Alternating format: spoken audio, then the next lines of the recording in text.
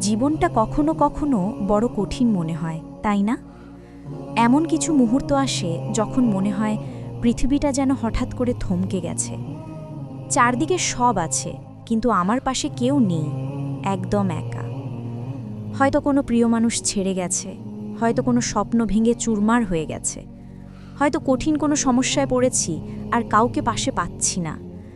সেই সময়গুলোতে বুকের ভেতরটা কেমন যেন একটা শূন্যতায় ভরে যায়। মনে হয় যেন সব আলো নিভে গেছে আর আমি এক গভীর অন্ধকারে তলিয়ে যাচ্ছি।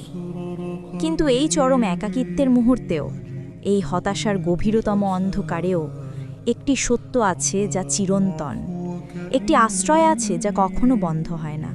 আর তিনি হলেন আমাদের রব, আমাদের সৃষ্টিকর্তা, আল্লাহ সুবহানাহু ওয়া তাআলা। যখন আমার কষ্টগুলো কাউকে বোঝাতে পারি না, যখন আমার চোখের জল মোছার মতো কেউ থাকে না, যখন আমার সব অভিযোগ জমাট বাঁধতে থাকে মনের গভীরে, তখন শুধু তিনিই শোনেন।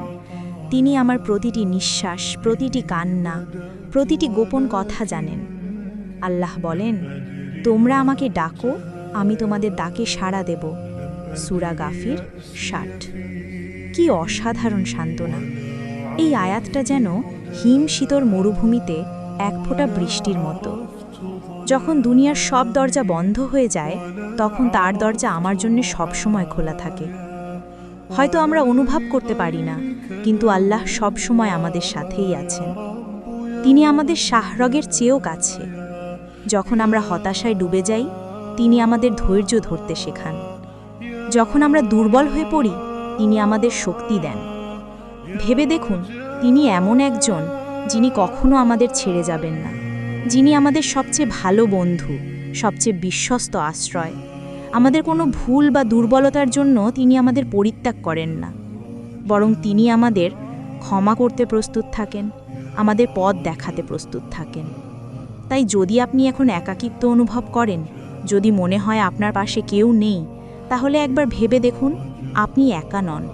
আপনার রব আপনার সাথেই আছেন। আপনার শুধু দুহাত তুলে তার কাছে দোয়া করা প্রয়োজন। আপনার সব কষ্ট, সব হতাশা তার কাছে খুলে বলুন। দেখবেন, আপনার বুকের ভেতরে শূন্যতা ধীরে ধীরে প্রশান্তিতে ভরে উঠবে। আপনার অন্ধকার জীবন আলোকিত হয়ে উঠবে তার রহমতের আলোয়। যখন কেউ পাশে থাকে না, তখন আল্লাহ থাকেন। এই বিশ্বাসটুকুই আমাদের বেঁচে থাকার প্রেরণা, আমাদের সকল সমস্যার সমাধান। আল্লাহ আমাদের সবাইকে তার উপর দৃঢ় বিশ্বাস রাখার তৌফিক দিন। আমিন। এই ভিডিওটি যদি আপনার ভালো লেগে থাকে, তাহলে অবশ্যই লাইক করুন, শেয়ার করুন এবং আমাদের চ্যানেলটি সাবস্ক্রাইব করুন। আপনার মূল্যবান মতামত কমেন্ট করে জানান।